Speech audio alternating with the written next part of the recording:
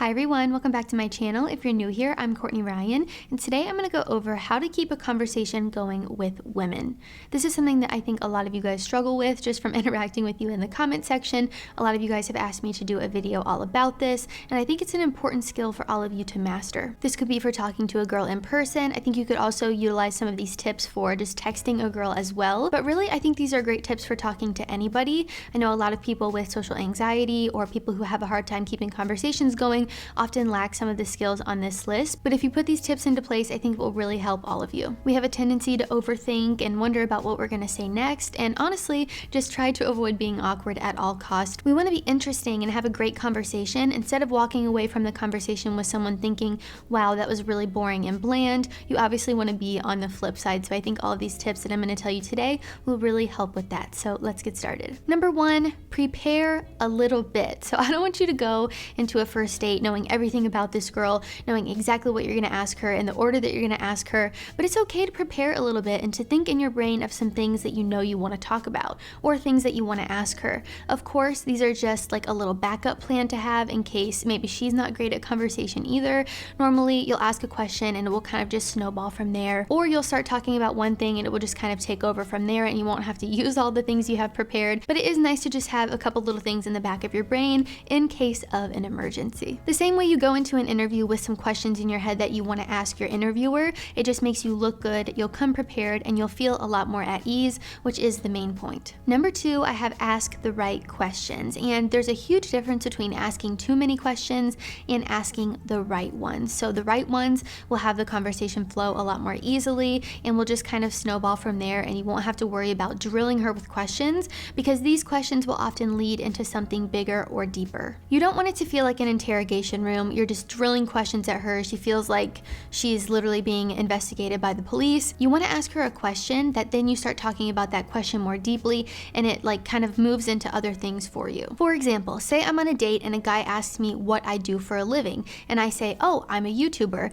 Instead of saying, oh, cool, ask her a question, a deeper question about it. So maybe what made you want to be a YouTuber, or what were you doing before you were a YouTuber that kind of led you into where you're at now? You want to kind of bring up her past a little bit and maybe even where she sees her future going. So you could ask what kind of content she has planned and just kind of get her talking about that. So if you were on a date with me, that would be a great question to ask me because I love what I do and I could go on and on about all the wonderful things I have planned, all the things I've done in the past, why I wanted to be a YouTuber, and I think that you would learn a lot about me by asking me that question. You would learn about my values, what's important to me, the things I like to talk about and why, the ambition I see for myself in the future. So asking these deeper questions off of one question that you asked her is going to make for a much better, more meaningful conversation. Number three, tell her about yourself too. And of course, you don't want to be the guy that talks about himself the entire date and just brags and goes on and she feels like she didn't say anything about herself or you don't even know her because you talked about yourself the entire time. However, it is important to offer up some information about yourself too. So if you relate to something that she's talking about or you've had a similar experience, bring that up so you guys can talk about it. And this is often a great way to find out that you guys have similar interests or commonalities between the two of you that then make it easier to have a conversation. It's a lot easier to talk about something when you know about it versus when you don't and you're just asking her questions because you have no idea what she's talking about. So finding those commonalities or things that you relate to each other on can often build a more comfortable, better connection and really just make the conversation a lot more natural. And I would really hope for your sake that she is also asking you questions. The worst thing in the world that I know a lot of you guys deal with sometimes is going out with a girl and you feel like she is not contributing anything to the conversation and you're having to carry the entire thing. At that point, you could probably walk away from the date and be like, okay, me and this girl maybe are not going to work out. She did not ask me anything about myself. She just talked about herself the entire time, or whatever it might be. You want to really pay attention to the way that they're acting as well. So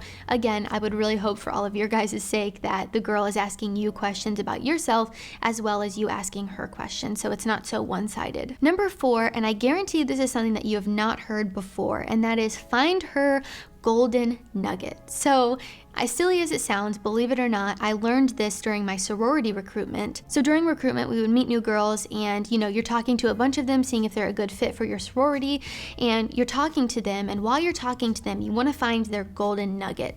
And a golden nugget is basically something that they light up when they talk about. They love to talk about. It's easy for them to talk about it.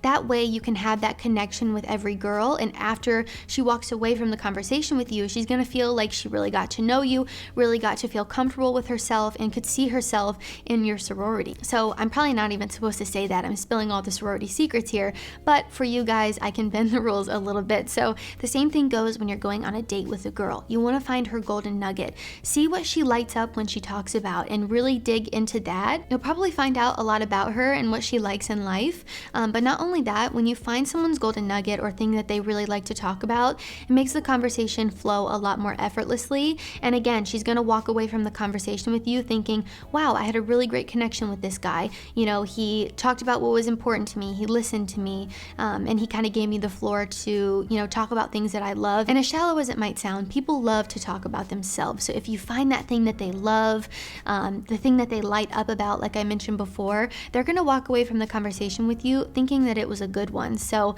find that golden nugget. I promise it works every time. Okay, I shouldn't say every time. I would say 99% of the time. If you can find this golden nugget, it often leads to a better conversation and a better outcome. Number 5, something I know you guys probably hate to hear, but it is to listen. And this is a big one, especially when you're meeting someone, if you're going on an interview, if you're going on a first date. I think often we get so caught up in thinking about what we're going to say next that we forget to actually listen to what the person is saying and digest it so that we can give a more meaningful response. So instead of sitting there thinking about what you're going to say next, what question you're going to ask her, what you're going to do later, really listen to what she is saying so you can give a better answer or just have a better conversation. You're going to want to genuinely listen and show interest rather than just constantly think of your next move. The conversation will flow better and it will just feel more genuine and natural, which is a win-win. Number 6 is a little tip I have for you guys and something I want you all to understand, and that is silence is normal. You don't need to worry about filling every single second of the date with conversation. It's okay to have little bits and pieces of silence. As humans, we hate silence. Have you ever been in an elevator with no music, full of people, and deep down everyone is thinking, oh my God, it's so quiet and awkward in here. Yeah, that's because as humans, we hate silence, and we often try to fill that with conversation or music or whatever it might be. So understand that this is very normal. Think about if you're going out to lunch with your friend. While you're eating, there are going to be some moments of silence, and you don't have to sit there and talk the entire time because you're comfortable around that person and it's natural to do that. So by having those moments of silence, it can actually make the conversation feel more comfortable, like you already know this person and things are going really well. So it can often do the opposite effect if you try to fill all those voids of silence with conversation, because it can make it feel like you're just trying to rush things or not be awkward or trying to make things not awkward, when in reality it just makes it more awkward. So I know that's a little bit confusing, but at the end of the day, just understand that it's okay to have moments of silence, and you don't need to feel that pressure to fill every single moment of silence with conversation. Trying too hard to avoid that silence will probably make both of you feel uncomfortable, so it's better to just embrace it as it comes. And number 7, be authentic. And I know I say this a lot on my channel, but especially for this, I think it's really important. You don't want to pretend to be someone you're not, or try to impress them, or be someone that isn't even you, because you want that person to be attracted to you, the real you, and not someone you're pretending to be. So if you are yourself and this person doesn't like you, then they're not the right person for you, right? So you obviously want to make a good first impression and put your best foot forward, but that does not mean acting like someone that you're not. And in reality, you're going to come across more genuine and relatable, and she's going to feel a lot more comfortable if you're just authentic and yourself. And of course, sometimes when we meet new people, we have our guard up, we're a little bit scared to be ourselves, but when you show up as the best version of yourself, you're really going to make her feel like she can do that too, and she's going to feel more comfortable around you, which is a win-win for both of you. It's okay to be a little bit goofy and interesting, or whatever your personality looks like. If you're funny, it's okay to be funny. I would actually highly encourage all of you to do that. So it's better than being boring. Show the real version of yourself, and if she doesn't like it, well, that's just her loss. All right, guys, that is all I have for how to keep a conversation going with women. If you like this video or found found it helpful, be sure to give it a thumbs up and subscribe to my channel to be in the loop for when I release new content. Let me know in the comments down below some other tips and tricks you have. Have you ever tried any of these before, and have you had success? Let the other guys know down below. If you haven't already, be sure to follow me on Instagram at Courtney Christine Ryan. I love connecting with all of you guys on there as well. As always, thank you all so much for watching, and I will see you all next time.